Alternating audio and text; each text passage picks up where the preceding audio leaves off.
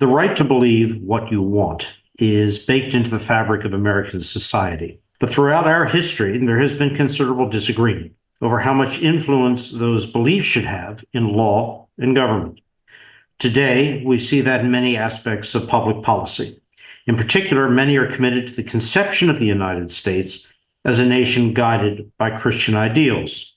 A book by Baker Institute fellow Michael Emerson and his co-author, Glenn E. Bracey, argues that this commitment to Christianity in the U.S. is largely shaped by what the authors call the religion of whiteness.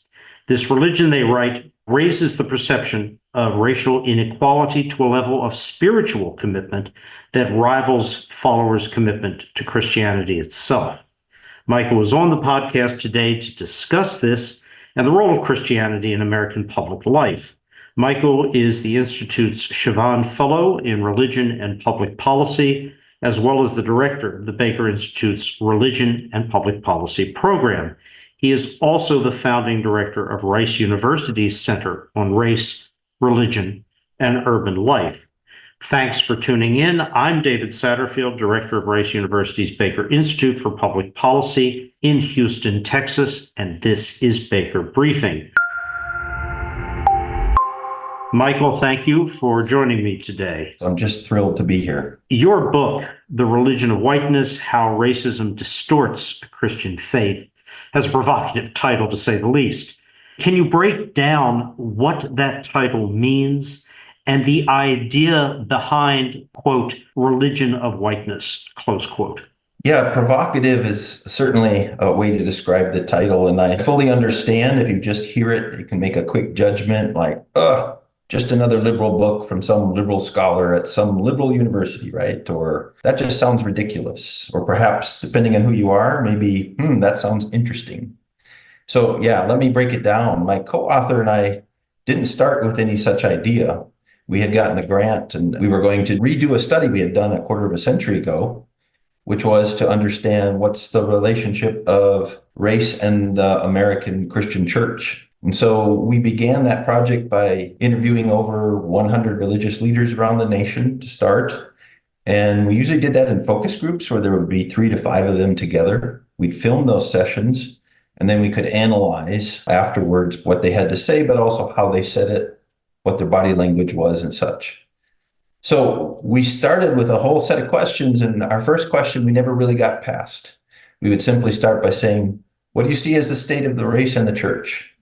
And boy, they could talk. And so if I summarize what they said, from most of the white Christian leaders, we heard that things were good and even getting better. But from all the other Christian leaders, we heard something else, which we would describe as what we heard and felt was the word betrayal. So this betrayal seemed to be coming from multiple factors. So let me just briefly describe it because it will set up why this book, The Religion of Whiteness. So it seemed to stem from some massive divisions in the church that they were expressing, but also directly to politics. And this came up over and over and over again. Who people are voting for, what they are advocating for within the political realm came up again and again.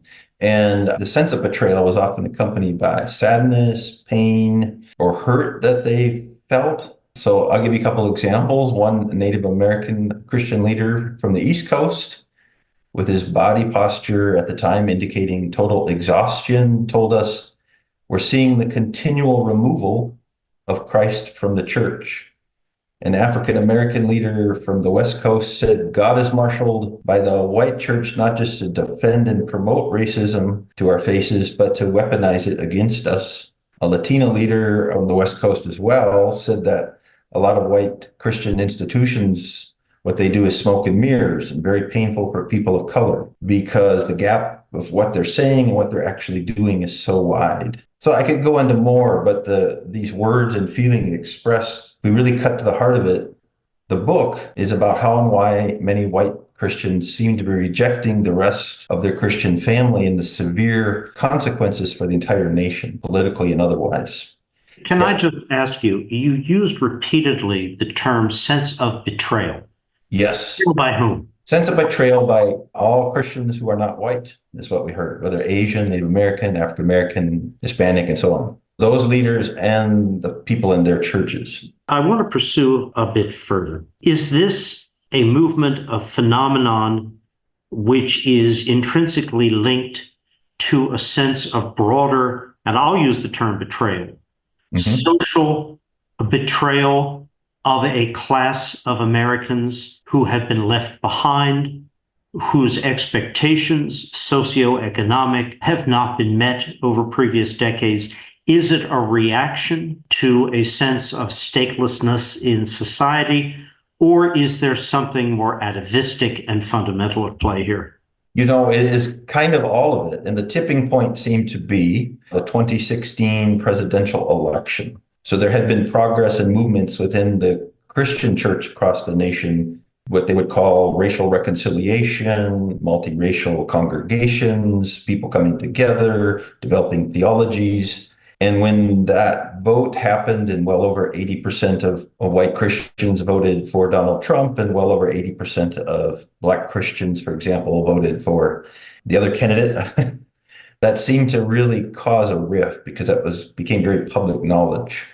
And then there became a sense that multiracial churches were really struggling and there were racial divisions there. So it's all of that plus what was going on specifically in these congregations around the country. Because of that, we are trying to ask, well, why does this happen? What's going on? And our answer is that for many white Christians, they're practicing another religion as well, what we call the religion of whiteness. And I know that sounds insane in a way. And so that's what we're using the podcast today for, to talk about what it is and what it does. But let me just say up front, according to our extensive analysis, multiple data sets, thousands of cases, about 2/3 of practicing white Christians are also following this religion of whiteness. So let me just briefly state what it is. I'll give you the definition. And as all definitions, it's kind of formal, right? A unified system of beliefs and practices. All religions have beliefs and practices. This is no different. That does what? It sacralizes whiteness while declaring profane all things not associated with whiteness. I'll say it again. A unified system of beliefs and practices that sacralizes whiteness while declaring profane everything else. And of course, we would ask, well, what is whiteness? Very simple definition. It's just white people and followers of other hues. You don't have to be white. And the dominance that white society has enjoyed for centuries. And so it assumes that white is the norm. Everything else is ethnic, exotic, outside the core. And so this norm is actually the best way to go about practicing. So that is the religion of whiteness.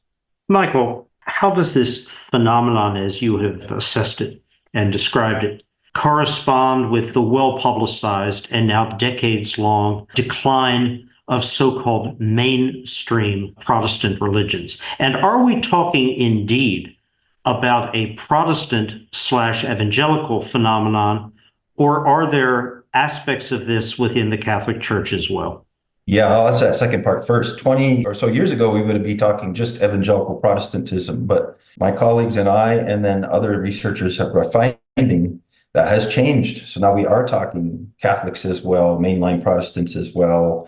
That's why I'm using the term practicing white Christians, those who are attending congregations at least once a month, and then say they are Christian. And first part of the question, a very insightful question, because that's exactly part of what this change that we're seeing and why this becomes so important in the current times. So we have had a decline in religious attendance starting way back into the 60s and continuing. But most of that decline and the first stage of that decline has been people nominally committed to mainline religions, mainline Christian denominations. So not the more fundamentalist or evangelical, but the mainline. And when they've been nominally attached, they're only going occasionally, or they don't really fully adopt all the beliefs, they were the first to leave. And then kind of another wave of people sort of nominally attached. But what that's done is that it's intensified the relationship between conservative politics and Christianity. All right, now I'm going to ask you to take a look at roots. We've certainly seen, you reference the 2016 elections. We have seen the instrumentalization of religion. And here I'm going to move beyond religions of whiteness, but religion in general. It's a global phenomenon. It's manifested around the world into what is instrumentalization of Christianity and non-Christian religions for purposes, pure transactional, instrumentalized purposes of nationalism or political mobilization. To what extent in the United States, and let's turn our focus here, is this not as much a religion of whiteness, but a Christian nationalism instrumentalized and mobilized by particular political movements in the U.S.? Great question. So, yes, we see this around the world. Why we would call this the religion of whiteness?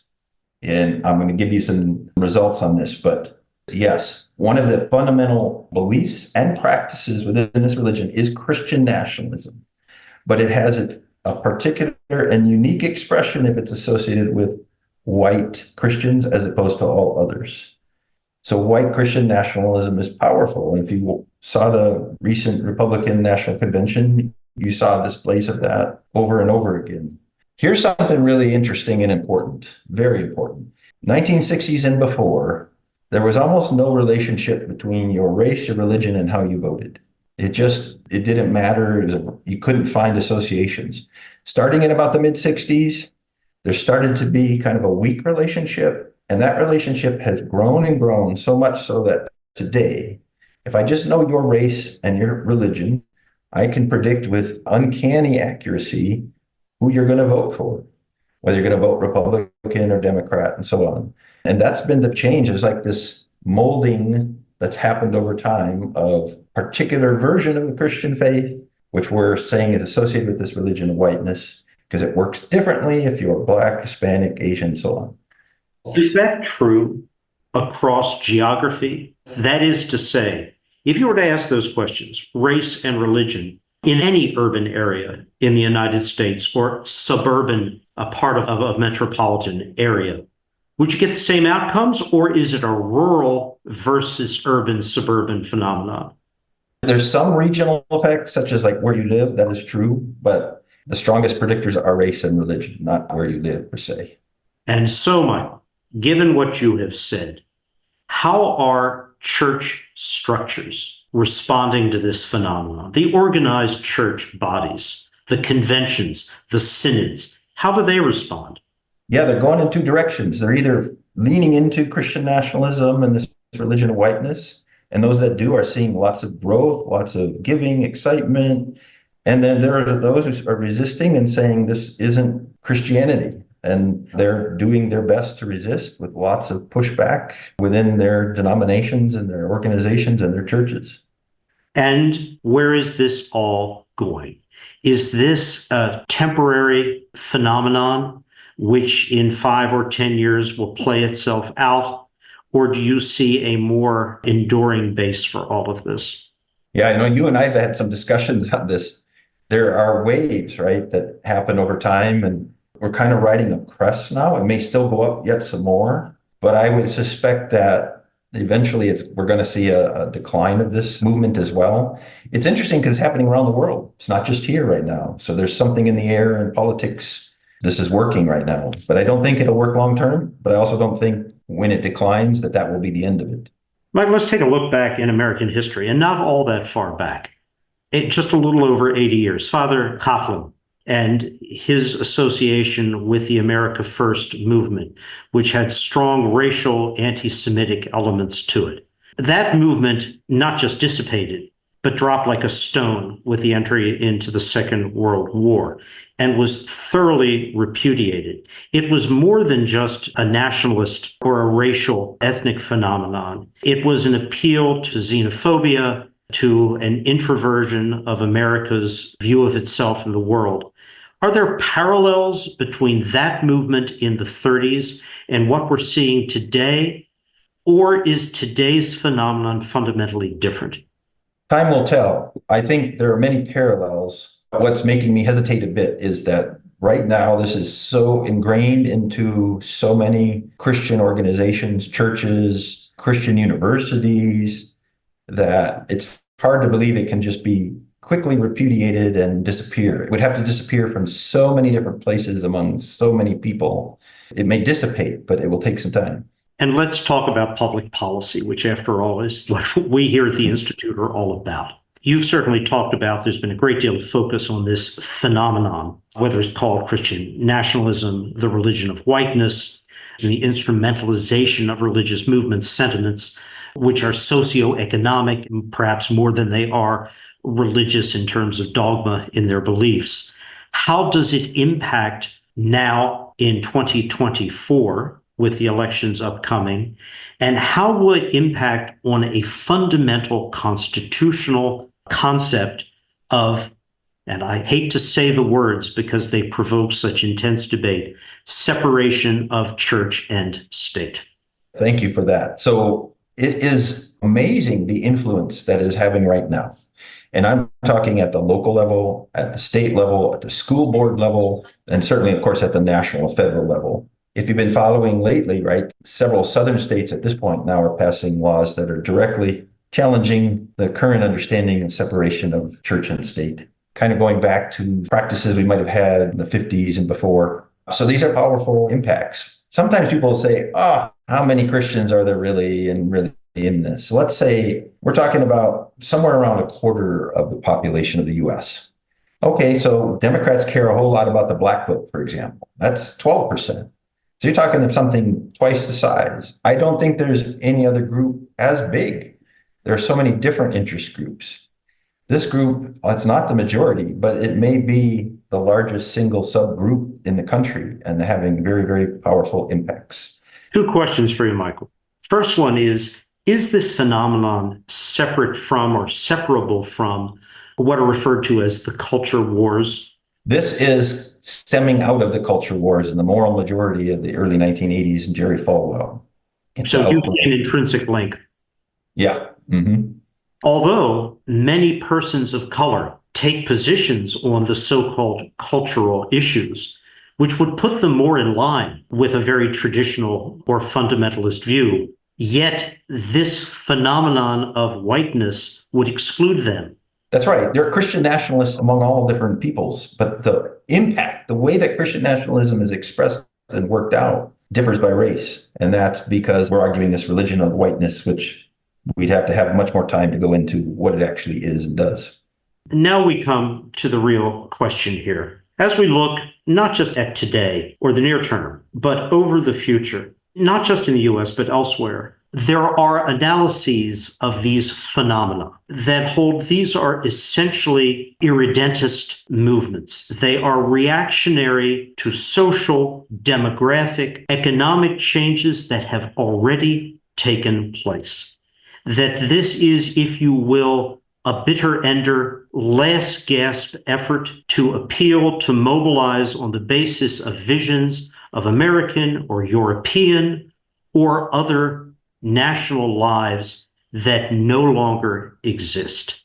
It is an appeal to recreate or preserve a certain reality they wish to maintain, which doesn't exist in practice. In other words, to bring it home, Houston is the United States. It is a diverse, multiracial, multi-ethnic, multicultural community. It's not coming to be that. It is right now. This is an emotional, instrumentalized appeal to try to pretend things can be set back. Is there a reality to this, or would you challenge it? There's a reality to that. If you're part of this movement and wanting that, just us saying this is offensive. But, I grew up in a small town where everybody looked the same, and we got released from school on Wednesdays to go to religious training, and nothing could ever be held on a Sunday because that was the day for church. So I understand the want to have that reality. But as you just pointed out, that isn't what America is anymore. Yes, this is a direct reaction to something that used to be and is no longer. And of course, you feel threatened and you try to get it back. And so, as you look 10 years into the future, what do you expect we'll see in America? A fading of this phenomenon as the empirical reality of America in and beyond the first quarter of the 21st century finally impacts? Or do you see a continued appeal but diminishing, an appeal but sustainable, appeal but increasing? Where do you think we'll be? I do think it depends a bit on who's going to win the presidential election, but My best guess is, given the trends, it will dissipate. It's hard to hold on to something this intense for this long. And that what'll happen is, and almost because it has to happen in a pluralistic society, you have to basically step back from the idea that your particular vision of how things should be will be held at the national level too. I mean, in a democracy, right, because we vote, we always bring those in, so we care about them, we'll vote that way. But I think there'll be an idea eventually that we're just too diverse. It can't be only what we think it should be, and they'll find new ways to deal with that. Time will tell. And this is an issue we at the Institute will be following up on, including what will be a very interesting and very significant statistical process, which I'm quite sure you and other experts will be following. Whether the intense blue-red precinct map of the United States, urban and suburban pockets surrounded by seas of red, matches or comes to match quantifiable religious identification. That would be a very challenging and threatening development in terms of an even broader and deeper polarization of American lives, as well as a phenomenon which will be interesting for us all to assess on the religious basis of self-selection. People live in areas, choose areas where people like them live, which has a self-reinforcing, and this is across the spectrum, from left to right, from conservative to liberal. Absolutely. If that continues, that does not bode well for a sense of a pluralistic, tolerant America where you can have different views, but you accept the legitimacy of all. Yeah, you really hit on something. And there's a book called The Big Sort that's saying that's exactly the process that is happening. People are choosing where to live based on those very ideas, politics and such. I know I used to live in Chicago, and people would publish letters to the editor that they're sick of Chicago and its liberal ways. And they would usually say, that's why we're moving to Texas. And we're seeing that happening a lot, just like more liberal folks might say, I can't stand it in Texas anymore. I'm moving. It's definitely happening. Michael, fascinating topic, one on which we at the Institute will be having further discussions and presentations, including the global aspect of all of this, across the scope of the politicization of religion in public life. Baker Briefing is brought to you by the Baker Institute for Public Policy, which provides meaningful, nonpartisan policy analyses on the most critical issues facing Texas, the U.S., and the world. This episode was produced by Karina Zamel with support from Baker Institute intern Riley Barker. AV production was led by Kevin Young. Be sure to visit us at bakerinstitute.org to learn more. Thank you for listening.